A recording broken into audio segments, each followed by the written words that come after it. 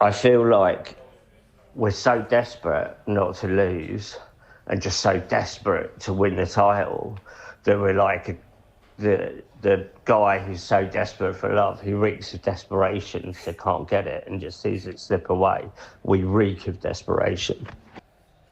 Is he talking about me there, Joe? The guy that's so desperate for love reeks of desperation? Or more about Arsenal? I mean, yeah, you can tell. Like most Arsenal fans, to be fair, they get maybe a little bit too high when it goes their way, and they maybe get a little bit too low when it doesn't go their way. There's no in between. But no, listen, I get the fact that they need to be worried because it's a massive drop of points last night.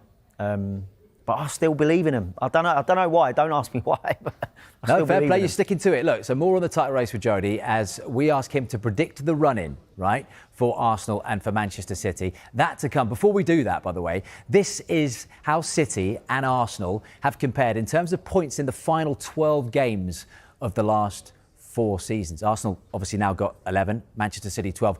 Will that affect the way they go in the run-in when you look at this? So Manchester City, Jody, in the column of 21-22, 22-23, 23-24, 24-25, 30, 31, 32, 27, ahead on all 4.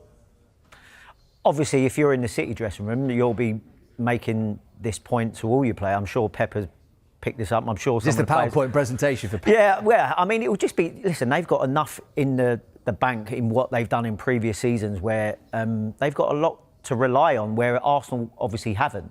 But I believe Arsenal's squad this year is different to all these previous seasons. I think it's never been stronger under Arteta. And like I said, I think Man City are still in that little bit of a transitional period, and I don't believe they're going to hit those numbers.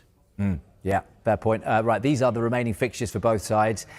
Is there anything that stands out for you here when we look at the remaining games in the Premier League? So 11 for Arsenal, 12 for Manchester City. They've got the North London derby, top of the pile there, Jody. Then your lot, Chelsea, at home. And actually, we were just talking during the break, weren't we? Let's let people into what we were saying. At home, at the Emirates, and I was there for the Sunderland game, and I didn't sense any nerves from the home fans. But that's because they'd gone first and they thought that City weren't going to win at Anfield, right? It turned out that Manchester City did get those 3 points. But those nerves seem to transmit to the players, which is, I mean, how does that work as a player? Yeah, I think it's difficult, but I think that's when the players need to try and remain as separate as you can from the anxiety in the stadium. Like I said there, I do believe Arsenal fans can maybe go a little bit too high or maybe too low. If that's the manager's job and the staff's job to try and maintain a bit of composure. And I do believe that the fact that